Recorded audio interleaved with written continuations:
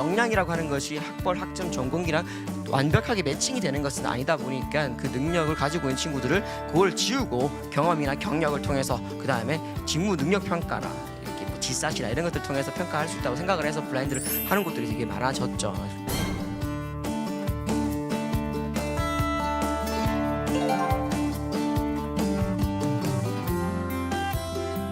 오히려 천천히 보고 오히려 크게 보는 것이 여러분이 더 빨리 더 좋은 데 갈 수 있다는 겁니다. 그냥 다 하려고 하고 완벽하게 채우려고 하고 이렇게 하려고 하면 되게 늦어져요. 또 너무 급하게 하려고 하면은 돌아갈 수 있으니까 그런 거 좀 잘 체크하시면서 했으면 좋겠습니다.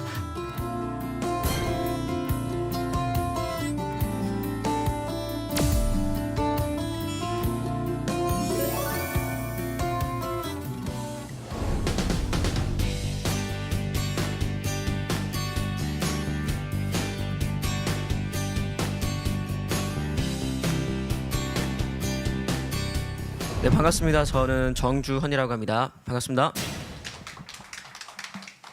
네, 취준이라고 이야기하면은 이제 두 가지로 나눠 볼 수 있습니다.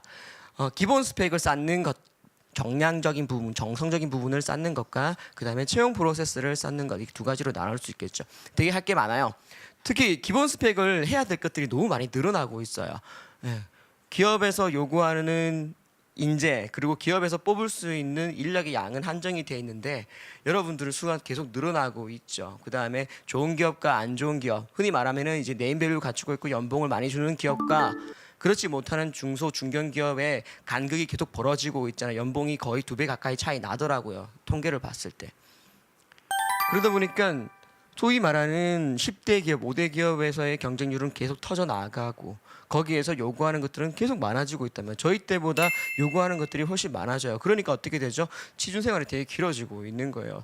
제가 이제 준비할 때 평균 나이는 남성으로 말씀을 드리면은 27세 정도였거든요. 제가 10년 전에 제가 취준할 때 27세였는데 지금의 평균 나이는 29세가 조금 넘더라고요. 되게 길어지고 있는 거예요. 여러분 잘못이 아니라 그냥 상황상 그렇게 되고 있는 건데 제가 말씀드리고 싶은 건 여러분들 이거 다 준비하려고 하면 취업 못해요. 40 돼야 될 거예요. 취업 못해요. 또 40 되면 어떻게 되죠? 나이가 많아서 취업을 못할 거예요. 블라인드잖아요. 얼굴에서 나이가 보이면 당연히 안 되죠. 당연하죠. 안 되죠. 그래서 여러분들 취준할 때 이 두 가지가 되게 중요한 요소지만 말씀드리고 싶은 것은 여러분들이 너무 채우려고 하지 않았으면 좋겠어요. 잘 안 보이네요. 너무 채우려고 하지 않았으면 좋겠어요. 너무 채우려고 하게 되면 여러분 큰 문제가 발생하기 시작합니다. 자, 볼게요. 자, 기본 스펙이라고 하면은 학교, 전공, 학점, 나이, 성별 여기까지 끊어볼게요. 이거는 변할 수 없는 고정 변수겠죠. 학교, 전공, 학점, 나이, 성별 바꿀 수가 없습니다. 그리고 이런 고정 변수에 대해서 여러분들이 핑계를 많이 대더라고요. 나는 학교가 안 좋으니까, 나는 학점이 안 좋으니까, 전공이 내가 가고 싶어하는 길과 너무 멀리 있으니까 이쪽은 가면 안 되는 것은 아닐까요?라고 이야기하는 경우가 되게 많았는데 요즘에는 블라인드가 되게 많아졌죠. 되게 많아졌어요. 그래서 핑계를 안 댔으면 좋겠고요. 여러분 스스로가 제한을 안 했으면 좋겠습니다. 갈 수 있는 가능성은 되게 높습니다. 경제학과 경영학과가 되게 문과를 기준으로 보면 경제학과 경영학과 되게 유리하잖아요라고 이야기해. 금융권 많이 가고 대기업 많이 가니까 아니에요. 걔들이 유리한 게 아니라 걔들이 숫자가 많아서 많이 가는 거예요. 이건 확실해요. 걔들이 지원을 많이 해서 많이 가는 거예요. 지방에 제가 사립대를 나왔습니다. 흔히 말하는 듣보잡이라고 해요. 저 정말 못 갈 것 같습니다. 물론 불리해요. 사실은 불리한데 그 친구들이 인적성 공부를 안 해요. 여러분 스카이 가서 보면은 애들 인적성 공부 책을 들고 다니고 있거든요. 중경외시 가면 애들 들고 다닌단 말이에요. 계속 공부하고 있어. 근데 전 지방대학 강의를 가끔씩 나간단 말이에요. 아무도 안 들고 다녀요. 안 들고 다녀. 왜? 떨어질 거 뻔하니까요 라고 생각을 해요. 그래서 이 고정 변수에 대해서 좀 말씀드리고 싶은 건 포기하지 않았으면 좋겠어요. 거기에 대한 핑계를 안 댔으면 좋겠어요. 그리고 바꿀 수 없는 거잖아요. 버리세요. 신경 쓰지 마세요. 학점 안 좋은 거 어떡하겠어요. 그냥 인정하세요. 다만 날카롭게 왜 안 좋았는지 그리고 학점이 이 생각을 좀 했으면 좋겠어요. 학점이 안 좋았으면 여러분 서류가 떨어져야 될 거 아니에요. 블라인드가 아닐 경우에 면접에서 물어볼 거 아니에요. 학점이 왜 이래 낮은가? 그럼 여러분 무슨 이야기 돼요? 학점이 낮은 이유에 대한 핑계를 대는 게 아니고 뭐예요? 학점이 낮음에도 불구하고 내가 붙은 이유를 이야기해 줘야 될 거 아니야. 그것 때문에 붙었을 거 아니에요. 그거 이야기하라고. 여러분은 그렇게 생각 안 한단 말이에요. 자꾸 면접에서 어떤 이야기 하죠? 핑계만 대죠. 죄송합니다. 안녕이 되는 거죠. 아무튼 이 고정 변수에 대해서 너무 스트레스 안 받았으면 좋겠고 이것 때문에 핑계를 안 댔으면 좋겠어요. 지나간 거잖아요. 신경 쓰지 마세요. 그리고 블라인드 많이 안 보니까요. 성별 이야기 조금 되게 안타까운 이야기죠. 이거는 현실적으로 봤을 때 2대 8인 것 같아요. 남자가 80%, 여자가 20%. 되게 잘못된 거예요. 예, 특정 산업군, 금융권, 예, 그다음에 영업 서비스 쪽 이런 데도 빼고는 제조나 이런 데 인사 이런 데는 진짜 여자 안 뽑거든요. 사실이에요. 예, 그러니까 이 부분에 대해서 여러분 좀 고민을 조금 하는 거는 필요한 것 같습니다. 왜? 알아야 되기 때문에. 예, 포기하라는 건 아니지만 여성분 재무 잘 안 돼요. 예, 재무 잘 안 되고 인사 잘 안 돼요. 예, 그 경영 지원에 좀 될 만한 데는 총무 같은 좀 될 만해요. 네, 그러니까 막 그런 부분들이 있어요. 그거는 조금 바꿔야겠죠. 예, 합시다. 네, 바꿔야 되고요. 네, 그런 현실이 있기 때문에 그것도 보셔야 되는 거예요. 아, 잘 안 되는 곳을 지원을 안 하는 것이 아니라 지원을 하되 잘 되는 곳과 같이 하셔야 되는 거예요. 예, 아무튼 이렇게 있는데요. 지나간 것들 고정 변수는 좀 버릴게요. 성별까지는 신경 쓰지 마세요. 전략을 짜는 데는 분명히 필요하겠지만 거기에 대해서 너무 핑계를 대고 너무 그렇게 할 필요는 없는 것 같습니다. 근데 많은 친구들이 보면은 자격증, 어학, 경력, 경험에 대해서는 이제 채우려고 난리가 나죠. 네, 계속 채우려고 해요. 자격증을 계속 따려고 해요. 취업에 필요한 기본적인 자격이라고 말씀을 드리면은 커말 필요한 것 같아요. 예, 커말 필요한 것 같아요. 그다음에 내가 이공계라고 하면은 기사 관련되어 있는 산업군에 있는 기사 필요한 것 같아요. 예, 필요한 것 같아요. 그다음에 한국사 그거 왜 필요한데요? 공공기관을 가겠다면 가점 요소가 있으니까 필요하겠죠. 근데 일반 기업을 준비한다, 특히 영업을 준비하는 친구들이 한국사가 왜 필요해? 한국사 어디에 써먹을 건데요? 한자 어디에 써먹을 건데요? 그러니까 이런 보면은 자기 만족인 거예요. 한 줄 더 쓰면은 내가 기분이 좋거든, 위로가 되거든. 그러니까 어떻게 돼요? 자꾸 세상에서 이야기하는 거에 귀 기울이는 거죠. 누가? 상술, 돈 벌려고 하는 사람들이 이야기하는 거. 한국사 자격이 필요하다고 이야기하겠죠. 당연히 그 사람들은 돈을 벌어야 되니까. 예, 커말 2급, 물론 저는 1급이 필요하다고 생각합니다. 근데 커말 말고도 모스는 이름 자체가 딱 그 느낌 오잖아요. 못 쓴다 하잖아요. 자꾸 그런 거 따라고 하잖아요. 자꾸 채운단 말이에요. 그러지 않았으면 좋겠어요. 필수적인 거, 필요한 요소만 하시고요. 그 다음부터는 버리세요. 너무 완벽하게 채우려고 하지 마세요. 그렇게 하다 보면 시즌이 길어지기 때문에. 예, 그 다음에 완벽해지지 말자. 여러분 그 인생을 완벽하게 사셨는지 좀 궁금해요. 저는 인생을 완벽하게 살지 못했거든요. 상당히 좀 부족하게 살았던 것 같아요. 예. 뭐 학점은 열심히 채우려고 되게 노력을 했지만요. 그 외적인 부분에서는 돌아보면 되게 후회도 많이 되고요. 실수도 많이 한 것 같고요. 되게 문제가 많은 사람 같아요. 근데 취업을 잘했어요. 예, 잘했고 지금도 나름 직장생활, 회사를 잘 꾸려 나가는 것 같아요. 말씀드리고 싶은 거는 완벽하지 못해도 방향성만 맞다면은 괜찮게 살 수 있는 것 같다는 거죠. 근데 여러분들 보면은 취준할 때 이 프로세스에 관련된 이야기인데 완벽하려고 되게 노력해. 자소서를 완벽하게 쓰려고 해. 물론 그렇지 않은 친구들도 많아요. 대충 쓰는 친구도 많은데 완벽하게 쓰려고 해요. 계속 어떻게 해요? 삼성이 떴으면 쓰다가 지웠다가 쓰다가 지웠다가 담배 한 번 피고 술 한잔 하고 그 다음날 또 해서 다시 쓰고 지우고 다시 쓰고 지우고 계속 그렇게 되게 많이 하죠. 인적성은 어떻게 해요? 1번부터 완벽하게 풀려고 난리가 나죠. 예. 끝까지. 예. 면접도 어떻게 해요? 완벽하게 하려고 어떻게 하죠? 달달달 외워서 네 안녕하십니까 이렇게 하죠. 그죠? 기억이 안 나니까. 조금 부담감을 조금 벗어냈으면 좋겠습니다. 채용 프로세스가 갈수록 다양해지고 있어요. 예. 상당히 어려워지고 있어요. 왜? 여러분들이 준비를 많이 하다 보니까 거짓말을 많이 하거든요. 자꾸 숨기는 거야. 가면을 쓰고 여러분들이 이야기해. 근데 면접이라는 것, 사람을 뽑는다는 것은 그 사람이 진짜 모습을 보는 것이 되게 중요하잖아요. 이 사람이 지금 말하는 모든 것들, 이 사람이 썼던 그런 자소서의 모든 내용들이 거짓말이라고 하면은 우리가 그 행위는 필요 없단 말이에요. 근데 여러분들 자소서가 아니라 자소설이라고 이야기하잖아요. 이 남자 입장에서 거짓말 쓰는 거 뻔하다고 생각하고 안 읽어도 된다고 생각한단 말이에요. 면접 때도 왔는데 애들은 뭐예요? 외운 것만 이야기해. 학원 갔다 온 것 같아. 컨설팅 학원 갔다 온 것 같아. 완벽하게 하려고. 완벽하게 그냥 아나운서 뽑는 것 같아요. 그냥 와 이야기해.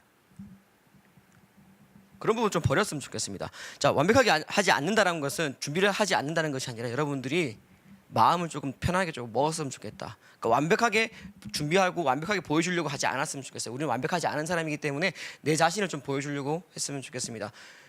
완벽한 거는 기계예요. 예, 인공지능이에요. 그러니까 그런 것들이 인간미가 있을까요? 그것들이 소통이 될까요? 좋아 보일까요? 근데 사람을 뽑아서 같이 일한다는 것은 완벽한 사람 뽑는 거 아니거든요, 여러분. 이상하잖아요. 이상하거든요. 그냥 좀 부족한 것 같지만 괜찮은 사람, 인간미가 느껴지는 사람 뽑는 거예요. 아무튼 그런 부분 좀 생각하시면서 프로세스를 너무 완벽하게 하려고 하지 않았으면 좋겠습니다. 자소서 일단 첫 번째 채용 프로세스 단계에서 자소서 여러분들이 준비를 되게 많이 하고 스트레스 되게 많이 받는 건데요. 완벽하게 쓰려고 하지 않았으면 좋겠습니다. 안 봐요, 여러분들. 대한민국에서 자소서 보는 기업 그렇게 많지 않습니다. 네, 삼성 CJ 정도, 네, 그 정도 좀 보고요. 그 외에는 안 봐요. 삼성 CJ도 어떻게 해요? 이력을 먼저 봅니다. 네, 인담자들이 어떻게 저는 인담자랑 친하니까 대충 말씀드리면은 자기들이 생각하는 컷이 있습니다. 네, 학점 컷, 전공에서의 컷, 그 다음에 딴 자격증, 어학 점수의 컷. 거기 안에 들어오면 자소서 넘어가요. 거기 안에 아예 안 들어오면 안 봐요. 볼 필요 없잖아요. 지금 이 방학 시기에 여러분들 자소서는 너무 신경 쓰지 마시고요. 다만 그거는 생각하세요. 자소서에 기본적인 항목들이 있을 거 아닙니까? 지원 동기, 입사업 보고, 그 다음에 내가 가고 싶어하는 직무를 선택했던 이유, 그 다음에 그것들을 하기 위한 나의 노력, 그것들을 발휘했던 경험, 그 다음에 내가 그 경험들 중에서의 창의성을 발휘했던 것들, 그 다음에 열정을 보였던 것들, 그 다음에 의견의 충돌이 있었는데 그것들을 해결했던 경험들, 뭐 그런 것들이 있을 거예요. 그런 것들은 좀 정리를 해보시는 건 좀 필요한 것 같습니다. 왜? 정리를 함으로써 자소서의 기본적인 가이드라인을 만들어내고 그 다음에 면접에서 물어보는 것들을 이야기할 수 있게 하기 때문에. 근데 자소서를 막 너무 완벽하게 쓰려고 하기 위해서 그렇게 하는 거는 아닌 것 같습니다. 너무 완벽하게 하려고 하지 마세요. 자소서 어차피 안 보니까 질문에 대한 답만 하겠다고 생각하셔가지고 직종별 한 2개, 3개 뭔지 아시겠죠? 그다음에 직무별 한 2개, 예, 그 정도만 미리 조금 작성을 해놓으시고요. 자소서 놓아주세요. 예, 보내세요. 보내세요. 그게 여러분들이 이번 방학 때 해야 할 것 같습니다. 자소서 생각보다 안 중요합니다. 예. 그 다음에 우리가 인적성을 맞이합니다. 저는 이거는 좀 여러분들 완벽해지지 말아야 된다고 생각하는데 준비할 때는 좀 완벽하게 준비했으면 좋겠어요. 예. 인적성은 조금 완벽하게 준비했으면 좋겠습니다.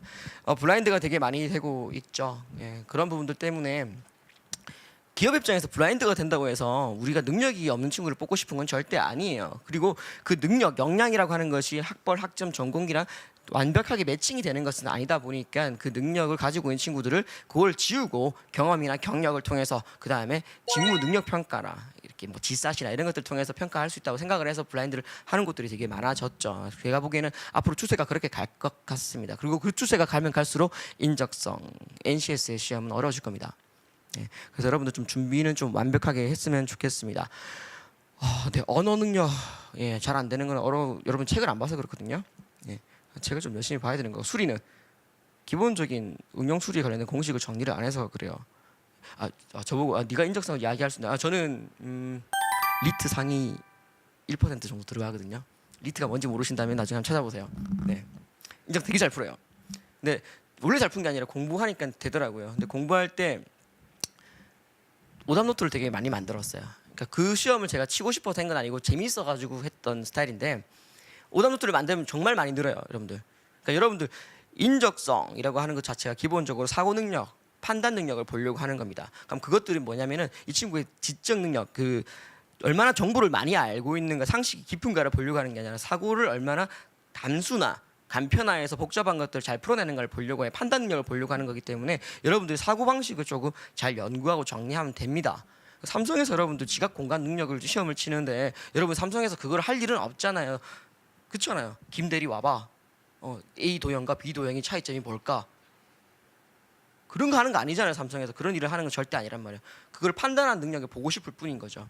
네. 그래서 아무튼 여러분들 그런 판단 능력을 키우기 위해서는 답안지를 보는 것, 해설서를 보는 것이 아니라 여러분들이 판단하는 것들을 늘려셔야 돼요. 그리고 그걸 하기 위한 건 여러분들이 그 오답 노트를 만드셔가지고요 좀 집중해서 보시는 게 좀 필요한 겁니다. 요거는 조금 한 2달 정도는 조금 열심히 노력을 하셔야 되는 것 같습니다. 오전부터 오후까지 조금 날을 잡아놓고 해야 되는데요. 자, 근데 이걸 왜 제가 완벽하게 하려고 하지 말라고 이야기하는 거는 1번부터 20번까지 다 풀려고 하지 마세요. 풀 때 완벽하게 하려고 하지 않았으면 좋겠습니다. 풀 때 실전에서 어떻게 해요? 보자마자 안 풀릴 것 같은 건 여러분 파악을 하죠. 그러니까 지금 공부하는 이유가 뭐겠어요? 안 풀릴 것과 잘 풀릴 것을 구별할 수 있는 눈을 키우기 위해서 공부하는 거고요. 그 다음에 어중간한 문제를 빨리 풀 수 있는 방법을 찾기 위해서 하는 거예요. 너무 어려운 문제는 지금 공부한다고 늘지 않을 거예요. 안 될 거예요. 타고나는 거기 때문에. 그거는 그 정도 수준은. 그리고 그런 문제는 그렇게 많지 않을 거예요. 그래서 실전에 갔을 때 문제가 너무 어려울 것 같다는 게 바로 보인다면 그걸 풀려고 하지 말고 버리고 쉬운 문제부터 푸셔야 하는 게 맞아요. 1번부터 20번까지 있으면 20번까지 갔다가 어떻게 해요? 아까 전에 봤던 것들 중에서 좀 애매한 것들을 풀어내는 거. 그래서 그것도 완벽하게 하려고 하는 게 아니라 갖다가 풀어내는 거. 그 부분 때문에 제가 완벽해지려고 하지 마라고 조금 말씀을 드리는 거고요. 그래서 여러분 제가 오늘 말씀드리고 싶은 거는 이거예요. 취업에서 첫 시작과 끝은 본인 분석이라는 것입니다. 취업은 두 가지 질문으로 정리가 됩니다.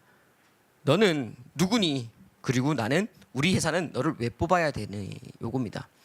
거기에 들어가 있는 건 뭡니까? 너입니다. 너를 잘 알고 있는 사람이 되어야지 여러분이 할 수 있는 이야기가 발생을 합니다. 지금 이 방학 시간 다른 걸 채우려고 하고 너무 완벽하게 뭔가 만들려고 하는 거 필요합니다만 그것만 너무 집중하지 마시고요. 본인에 대한 고민을 조금 해봤으면 좋겠어요. 행복이 뭐라고 생각하느냐? 나중에 60이 되었을 때 어떤 삶을 살고 싶은 거냐? 이런 것도 물어보면 답을 못해요. 그리고 너는 우리 회사에 왜 지원했냐? 왜 지원했냐 물어보면 다 무슨 이야기 하죠? 회사와의 경험 연결고리를 자꾸 하려고 해요. CJ를 지원을 많이 하는 이유가 뭐겠어요? 많이 경험을 해봤거든요. 아모레퍼시픽 다 써봤거든요. 롯데 다 써봤거든. 롯데백화점 나는 쇼핑은 좀 하잖아, 그죠, 여러분? 쇼핑은 돈만 주면 할 수 있잖아요. 그건 다 이야기하기 편안하죠. CGV 다 한 번씩은 가봤잖아요. 나는 안 갔다 왔잖아요. 그러니까 너무 쓰기가 편해. 너무 쓰기가 편해. 여러분들 보면은 그러니까 본인이 그냥 소비자로 느꼈던 것만 자꾸 쓰려고 하고 보여주려고 한단 말이에요. 회사 연결고리 만들어가지고 그런 거 말고요. 그런 거 말고 본인이 어떠한 가치관을 가지고 있고 본인이 생각하는 이 산업의 흐름이 어떻게 흘러가는지 그리고 그 속에서 이 직무가 어떻게 될 것인지 거기에 대한 깊은 고민을 해봤으면 좋겠습니다. 4차 산업이 이제 변화, 4차 산업 혁명이라고 하죠. 물론 1차, 2차, 3차도 혁명이긴 한데요. 4차는 진짜 그냥 단순한 혁명이 아니 엄청난 피를 불러올 거예요, 여러분들.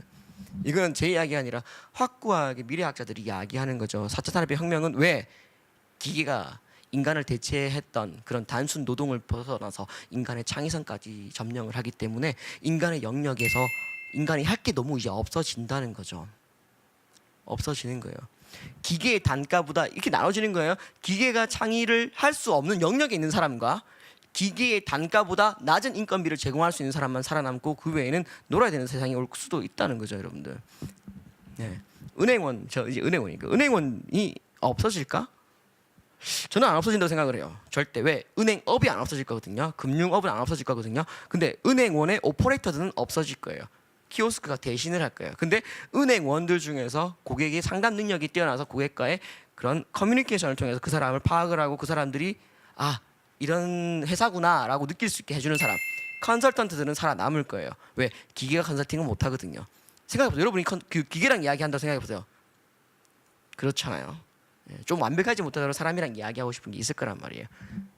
그래서 그런 사람들은 살아남을 거고요. 그 다음에 신용 분석하는 부분들, 물론 AI가 하겠지만 어느 정도의 커버를 할 수 있는 부분들이 사람이 필요할 거예요. 그래서 고부가 가치적인 부분들은 살아남고 그 외에 그냥 오퍼레이터들, 입금 출금해주는 사람들, 그냥 카드 만들어주는 사람들, 통장 신고해주는 사람들은 싹 사라질 거예요. 그래서 여러분들이 그런 부분들을 좀 정확하게 봤으면 좋겠고요.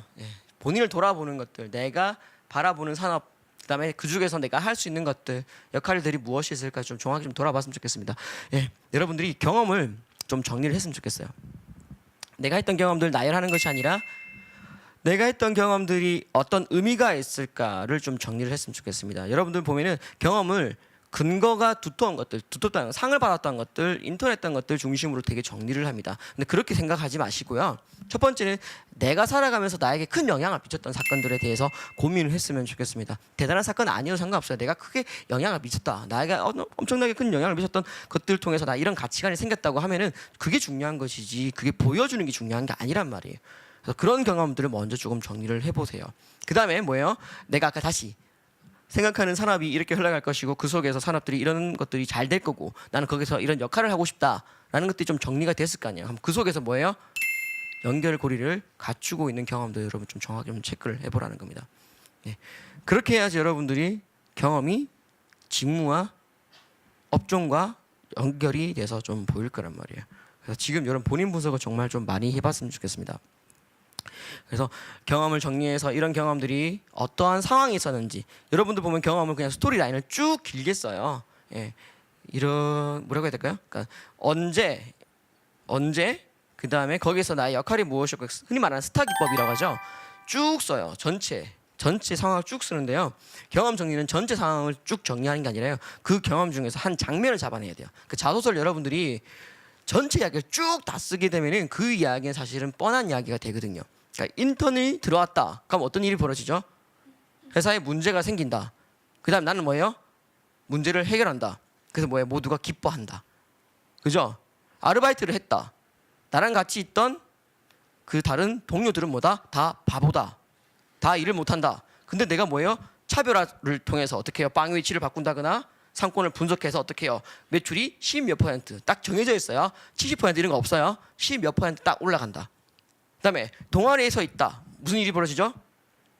다 이기적이고 다 이상한 애들 빠져. 가정사가 뭔가 발생하고. 그리고 나 어떻게 해요? 내가 등장했다. 걔는 뭐예요? 신이에요. 소통을 통하여 구체적인 거 디테일 없어. 소통을 통하여 어떻게 돼요? 모두가 하나가 돼서 결과가 또 나와요. 그죠? 작년 대비 몇 %의 인원이 모인다거나 막 이렇게 돼요. 요거는 경험이 아니에요, 여러분들. 자, 이런 것들을 쓰니까 어떻게 해요? 자소를 안 봐요. 볼 필요 없잖아. 안 봐도 비교. 트랜스포머 최근에 보신 분, 최근 트랜스포머 영화. 그쵸? 예, 문제가 있죠, 사실은. 아는 친구여가지고요.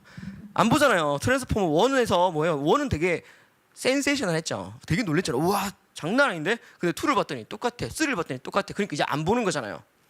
그죠? 트랜스포머 1이 없고 이번 편만 나왔다 생각해 봅시다. 재밌을 거라고요.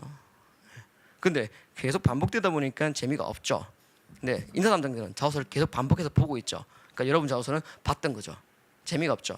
스타 기법은 그래서 위험하다는 거예요. 그래서 위험하다는 거예요. 뭘 쓴다? 경험을 전체를 이야기하는 게 아니라 장면을 잡아주세요. 자, 여러분들 정리를 할 때는 이런 경험들이 나에게 어떤 영향을 미쳤는지, 이런 경험들이 내 직무, 내가 가고 싶어하는 직종과 어떤 연결고리가 있는지를 정리를 해보시고요. 그 다음에 거기서 멈추는 것이 아니에요. 그거는 스타 기법을 써도 돼요. 정리를 했으니까. 근데 거기에서의 사건을 잡아주세요. 뭔지 아시겠죠?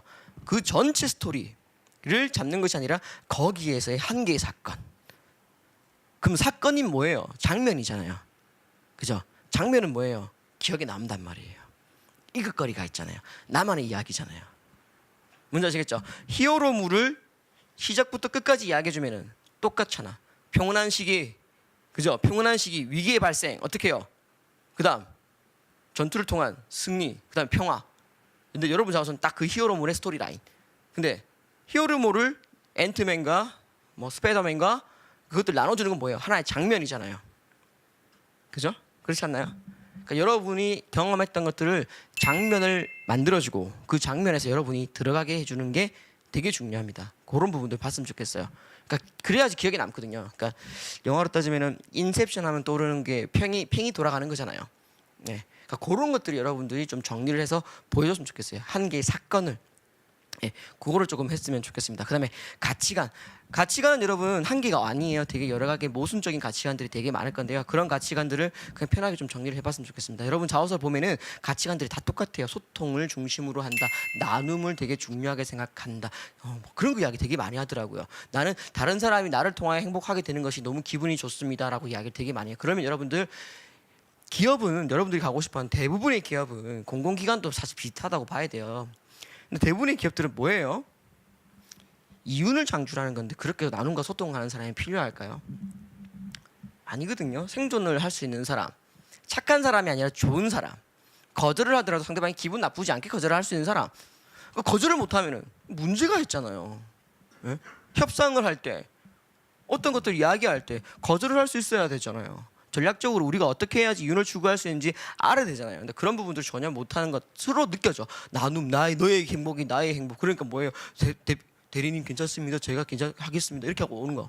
그러니까 여러분들이 어떠한 가치관, 보여주려고 하는 가치관이 진짜 가치관을 좀 정리해봤으면 좋겠습니다. 그러니까 본인 분석을 정말 많이 했으면 좋겠어요. 본인 분석을 제가 자꾸 많이 하라고 이야기하는 거는 이건 여러분들이 토익 공부하면서 잠시 쉬는 시간에 할 수 있잖아요. 할 수 있잖아요. 근데 여러분 이걸 되게 놓고 있단 말이에요. 이걸 해야지 여러분들이 면접에서 자소서에서도 보여줄 수 있을 거고, 그 다음에 어디로 취업해야 되는지 좀 방향을 좀 정할 수 있잖아요. 아까 말한 것처럼 그냥 남들이 좋다고 하는 그런 데 취업하는 것이 아니라 좀 균형점 좀 잘 잡아낼 수 있는 스타트가 이거라고 생각을 하고요. 이 부분도 좀 집중을 많이 했으면 좋겠습니다.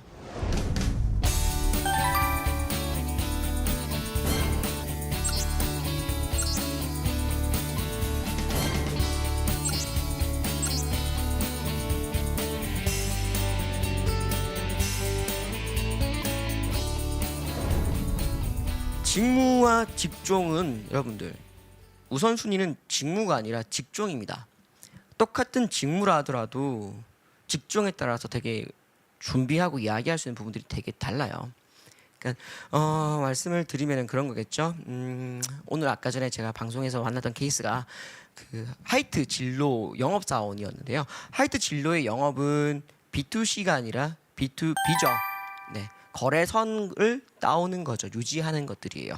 그리고 그 맥주라고 하는 것들 자체가 되게 특성이 엄청나게 심해서 여러분 맥주집 가가지고 카스 없고 하이트밖에 없습니다 하면 한번 나온 적 있어요? 없어요. 아 그래요? 그럼 하이트 주세요라고 이야기해요. 제품에 대해서 여러 가지 분석을 통해서 제품의 그러한 차별성이 아주 명백하게 드러나는 것들이 아니라는 거라죠. 오히려 뭐가 중요하겠어요? 거래선과의 관계가 중요하죠. 어머니 사장님, 이번에 저희 하이티에서 이거 나왔는데 저 카스 빼고 이거 좀 넣어주세요. 제가 그러면은 이거 컵이랑 이거 다 한번 바꿔드릴게요. 그죠? 그게 훨씬 중요하단 말이에요. 엄청난 STP 전략을 짜고 뭐 포피하고 뭐 그런 거 수압 분석하고 아니라고. 사람 좋은 거 적극적으로 하고. 뭔지 아시겠죠? 그게 더 중요하단 말이에요. 시장의 분석, 시장의 흐름 그런 것들이 아니라 얼마나 진취적인 사람인 것인지, 얼마나 적극적으로 자기를 보여줄 수 있고 얼마나 사람들하고 관계를 잘 하시는지가 되게 중요하단 말이에요. 그 영업은 근데 금융영업은 완전 다르거든요. 물론 아까 말했던 그 하이트 진로의 그런 성향을 가지고 있으면 유리하긴 한데 금융영업은 전 단계가 더 중요하거든요. 무슨 전 단계? 시장 분석, 고객 분석, 그다음에 우리 회사 상품 분석 그런 것들이 훨씬 더 중요하거든요. 여러분들이 금융회사에서 은행에 왔어요. 그럼 우리는 어떻게 할까요? 빨리 보내는 거예요. 돈 안 되는데 애들. 맞잖아요. 통장 잔고 2천만 원 이상 있다. 없잖아요. 그럼 얘들 뭐예요? 친절하게 빨리 보내주는 게 중요하죠. 얘 잡아놓고 뭐예요? 카드 설명하고 대출 설명하고 반가 슈랑스 설명할 필요 없잖아요. 바보잖아. 그러면 나는 영업을 못하는 애야. 친절한데 그거는 쓸모없는 친절이지. 얘도 뭐예요? 빨리 가고 싶은데. 맞잖아. 얘도 빨리 가고 싶은데 와가지고 자꾸 뭐 앱 깔아보라고 이야기하고 있어요. 찐따죠. 그죠? 그 영업 잘하는 사람 아니란 말이야. 뭐가 중요하겠어요? 이 사람의 생애 주기를 봤을 때 그 생애 주기에 맞게 우리가 이야기할 수 있는 거, 그다음 돈 되는 사람한테 전략적으로 이야기할 수 있는 거. 그럼 뭐겠어요? 접객에서 영업이 중요한 게 아니라 접객 이전 단계가 더 중요하지.